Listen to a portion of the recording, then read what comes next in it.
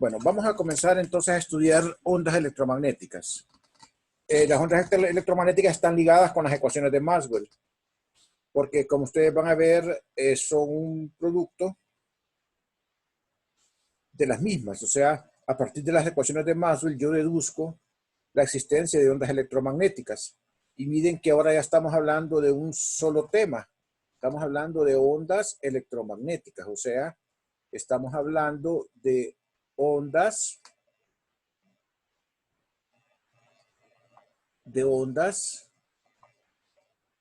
que tienen una componente de electricidad y magnetismo.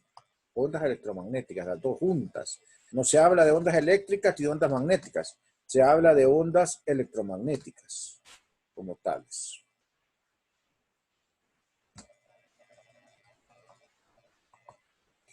Entonces, vamos a pasar a la siguiente presentación.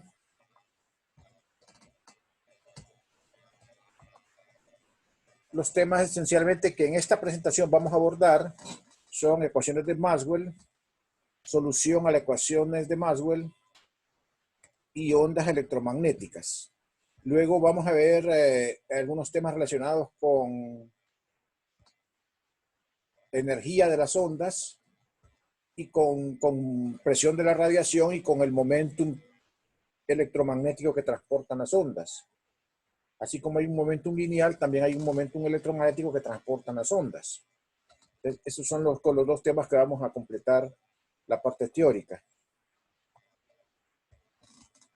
Antes del desarrollo de la electricidad se componía, digamos, de la ley de Coulomb, de la ley de Gauss y de la ley de Ampère, y estos trabajos habían sido desarrollados de forma independiente, incluyendo la ley de Faraday.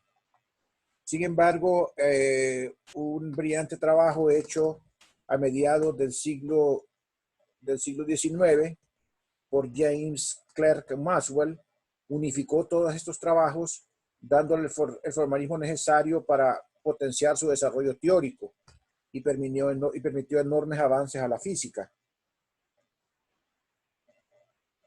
Entonces, por eso es que al conjunto de ecuaciones del electromagnetismo se le llama ecuaciones de Maxwell. Nosotros lo que conocemos hasta el momento es las ecuaciones de Maxwell en forma integral. Esta que está acá es familiar, es la ley de Gauss. Esta que está acá es la ley de Gauss para magnetismo. ¿Se acuerdan que el flujo magnético a través de cualquier superficie cerrada era cero? Esta es la ley de Faraday. Y esta es la ley de Ampère, solo que aquí está incluyendo un término nuevo. Estoy incluyendo un término que se llama corriente de desplazamiento, que es el que va incluido acá. Entonces, la ley de Ampère, formulada de esta manera, pero se introduce este término para lograr aquí, se postuló la existencia de este término acá que lleva la derivada del flujo eléctrico con respecto al tiempo para ver la simetría que hay con la ley de Faraday. Ustedes pueden ver acá que así como hay un campo magnético que puede ser una fuente de campo eléctrico, también hay campos eléctricos que pueden ser fuentes de campo magnético. Entonces, esa es la forma integral que tienen las cuatro ecuaciones de Maxwell, en forma integral. Sin embargo, las ecuaciones de Maxwell son mucho más útiles desde el punto de vista diferencial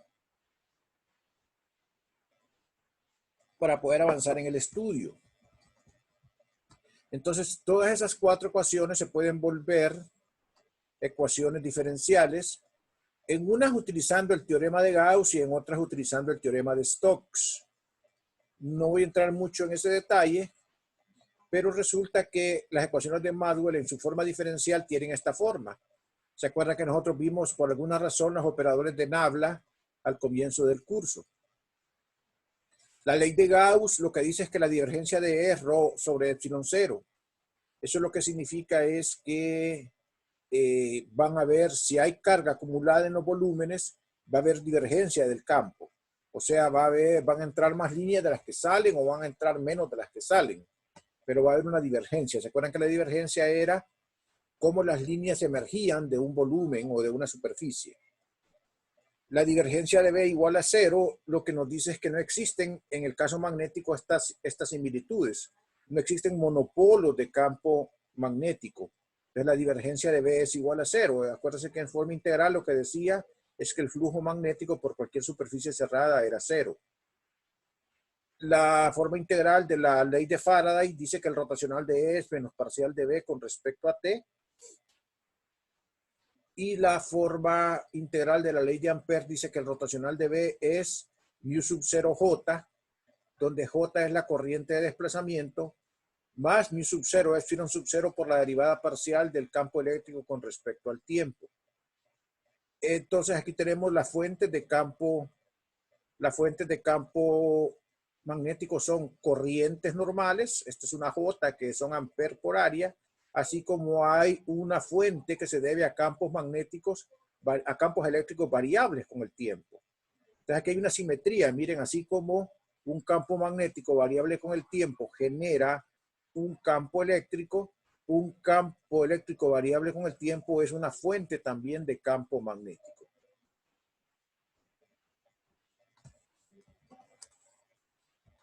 ¿Alguna pregunta hasta ahorita?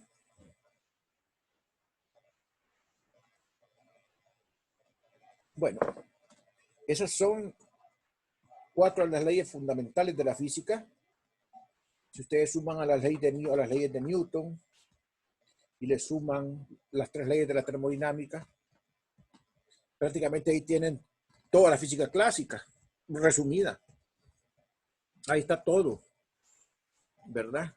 Si ustedes me pidieran, si fueran a hacer un examen de admisión, me pidieran a una universidad y me pidieran un formulario, yo les escribiría las 3 leyes de Newton, las 4 ecuaciones de Maxwell y les escribiría las 3 leyes de la termodinámica, que es todo lo que ocupan saber desde el punto de vista clásico. Obviamente, si nosotros expandemos nuestros conocimientos a la relatividad y a la mecánica cuántica, como pues vamos a hacerlo un poquito después, vamos a ver que esas leyes no son suficientes. Pero para describir todo lo que es clásico, está descrito por esto. Voy a pasar a la siguiente diapositiva.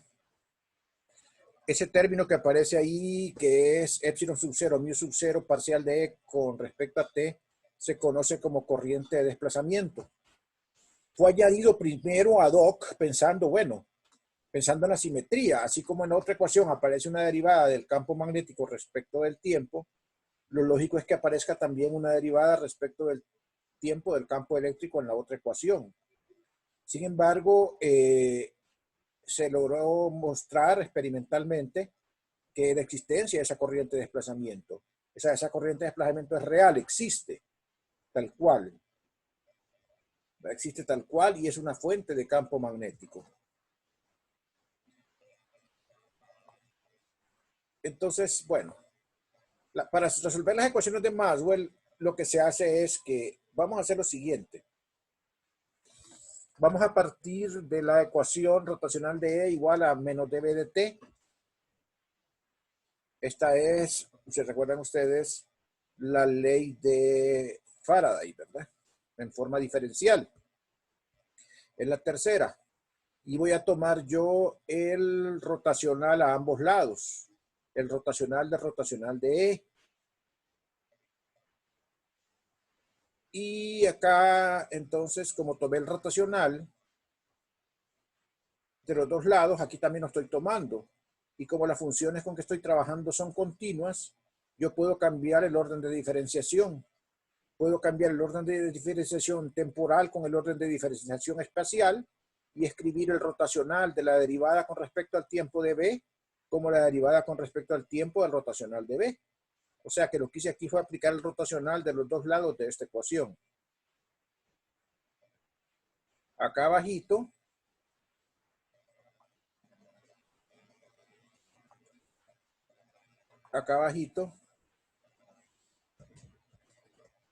lo que hice acá pues es, aquí donde estoy envolviendo, es escribir la identidad.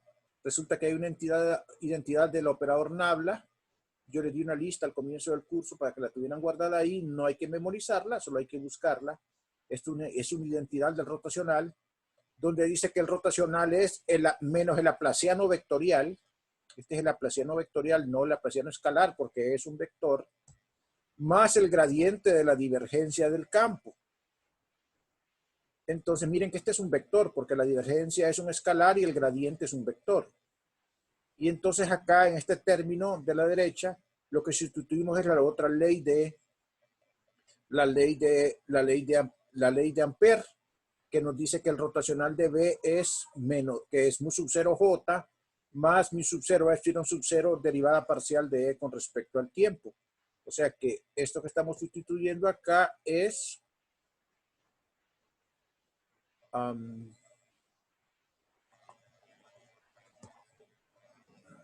este.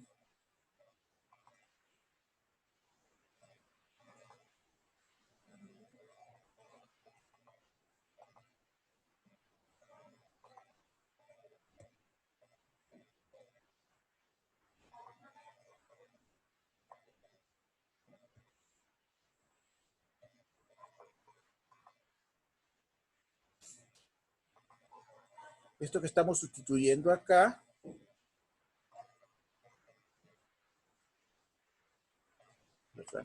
el rotacional de B, que es mu sub 0 J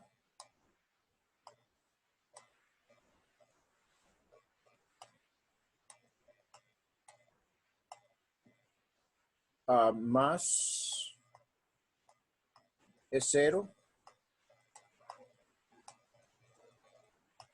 mu 0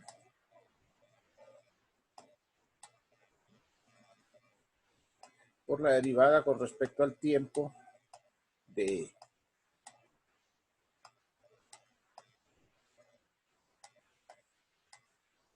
Entonces la sustituyen acá y nos queda esta expresión que está aquí.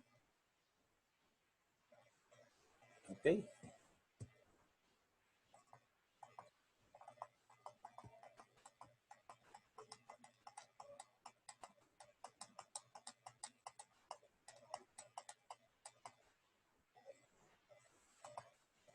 Bien.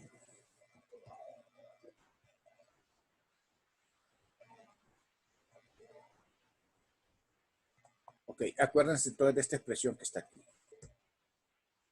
Divergencia de E.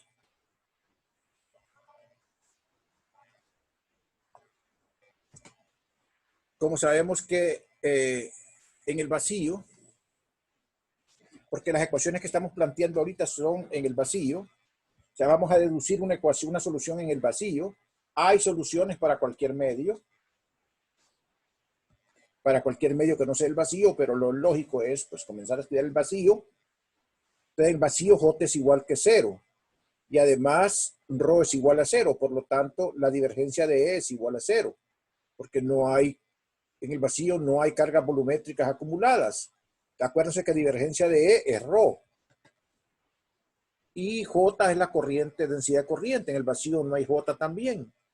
Entonces, si volvemos a la ecuación de atrás,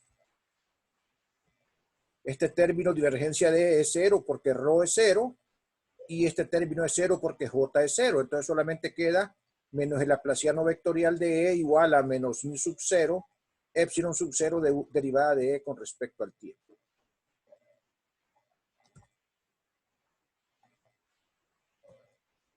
Que es el término que está acá, quitando los dos signos menos de los dos lados. Como hay una derivada acá respecto al tiempo, entonces se vuelve una segunda derivada acá. Miren que esta ecuación tiene un laplaciano acá que son derivadas de segundo orden espaciales y tiene aquí una segunda derivada respecto al tiempo, ¿verdad? Y esa ecuación es exactamente la forma que tiene una ecuación de onda. La ecuación de onda tiene acá una función de onda, un laplaciano, una segunda derivada, una función de onda, y tiene un término acá que es el inverso de la velocidad de propagación de la onda. Entonces, eso significa que el término epsilon sub 0, mu sub 0, está relacionado a la velocidad de propagación de la onda electromagnética. Entonces, si ustedes vienen y comparan el valor de c cuadrado con 1 sobre epsilon 0, mu sub 0, encuentran que ese valor coincide exactamente con el valor de la velocidad de la luz calculado anteriormente y que se usaba en los fenómenos de óptica, en los fenómenos ópticos.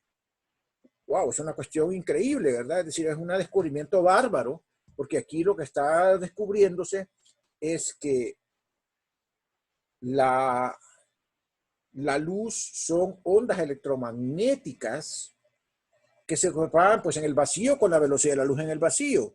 Si fuera en otro medio dieléctrico, se propagarían con la velocidad en ese medio, que sería una velocidad menor que la velocidad de la luz, porque la velocidad de la luz es una velocidad límite. O sea, la máxima velocidad con que puede propagarse la luz es la que se propaga en el vacío. Entonces, este término que está acá resulta ser C cuadrado es 1 sobre epsilon 0 mu sub 0. Esa fue la gran clave del descubrimiento de Hertz, de Maxwell. ¿Ok? Entonces, ¿alguna reflexión hasta ahorita? ¿Verdad? Esta es la ecuación de onda para el campo eléctrico. Solo quiero que reflexionen un poquito y vean que ahí tienen una ecuación vectorial. Si ustedes escriben ahí 3 ecuaciones escalares, hay 3 ecuaciones escalares con laplacianos escalares, que serían las 3 componentes del campo eléctrico, o sea, EX, EY y EZ, si estamos trabajando en coordenadas cartesianas. Entonces, esa ecuación vectorial, que es una, equivale a 3 ecuaciones escalares, una para cada componente del campo eléctrico.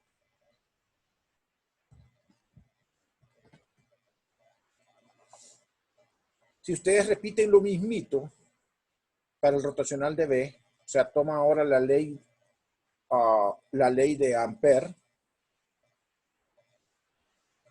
sacan el rotacional de los dos lados, rotacional del rotacional acá,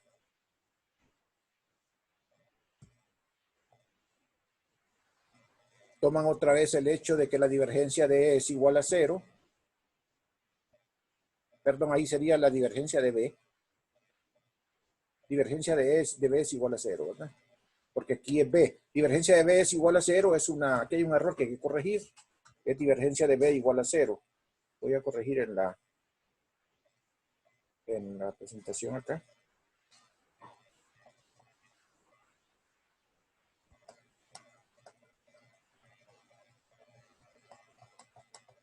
Acá es divergencia de B igual a 0.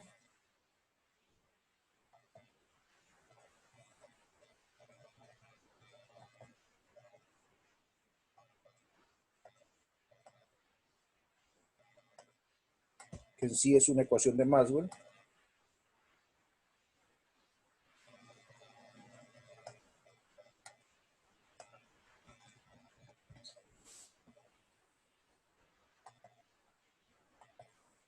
Entonces nos queda solo el laplaciano vectorial.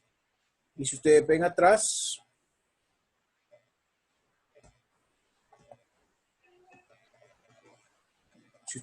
acá,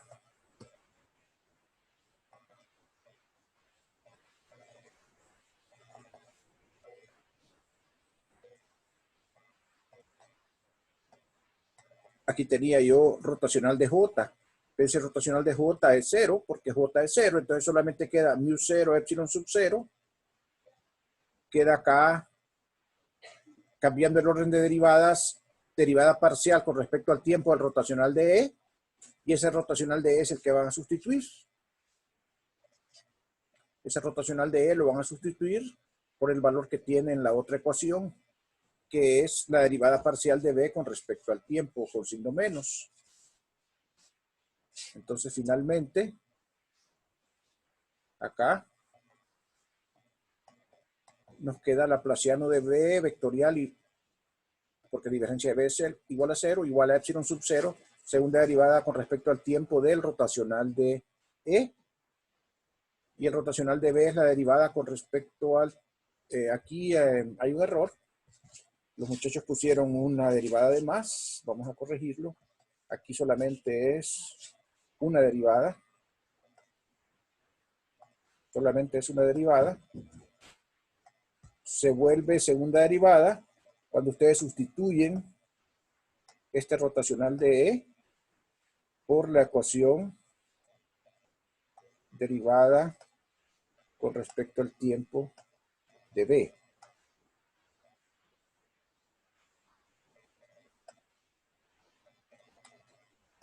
¿Verdad? Con un signo menos. Aquí había un signo menos antes.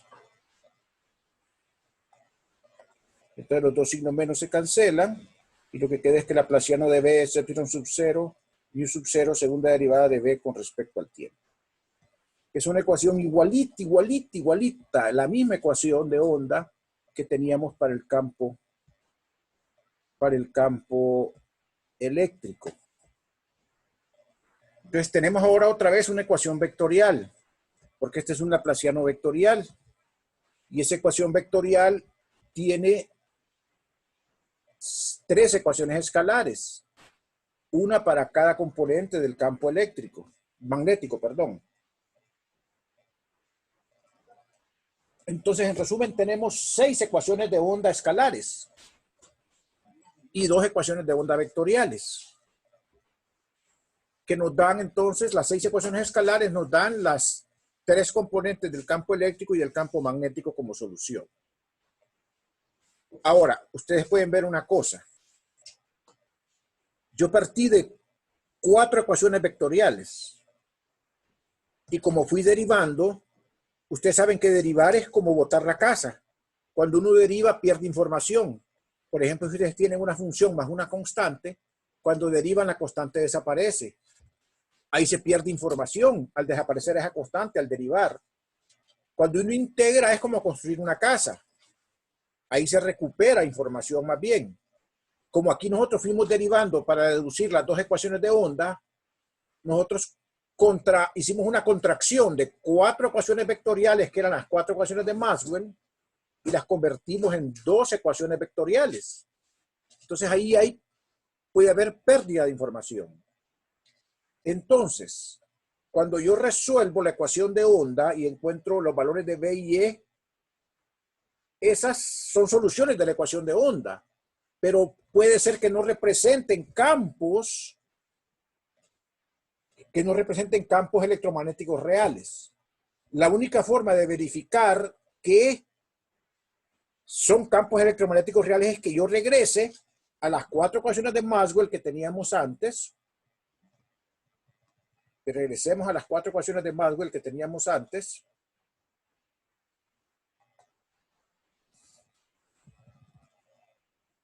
Y que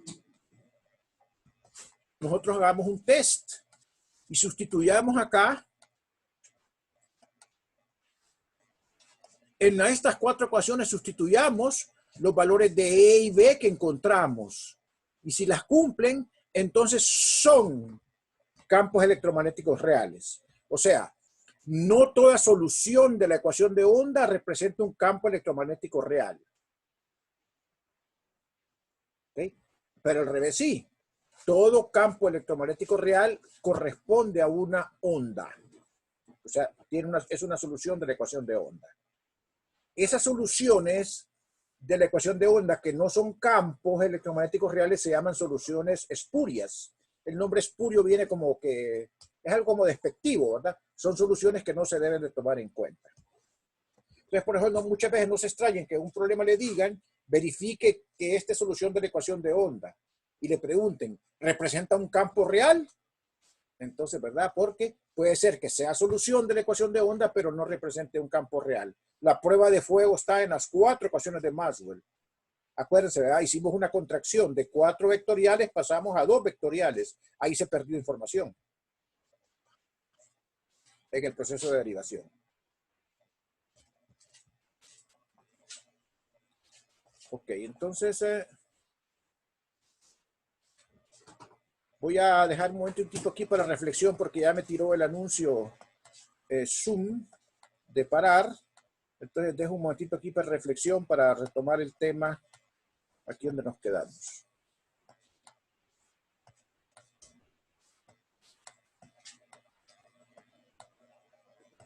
Aquí nos quedamos, por aquí nos toca comenzar. ¿Tienen algo que acotar?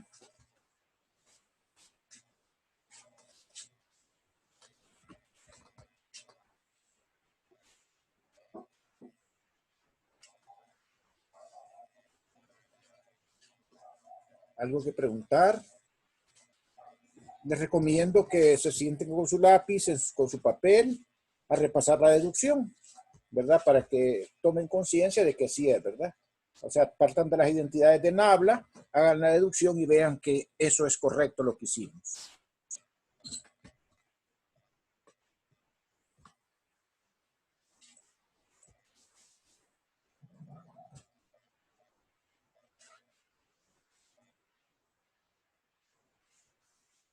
Muy bien, voy a suspender la reunión 10 minutos. Yo tengo las 11:35. Quiere decir que a las 11:45 me estaré aquí otra vez eh, uniendo a la reunión y aquí los espero entonces, ¿ok? ¿Estamos listos? Silly. Cheque.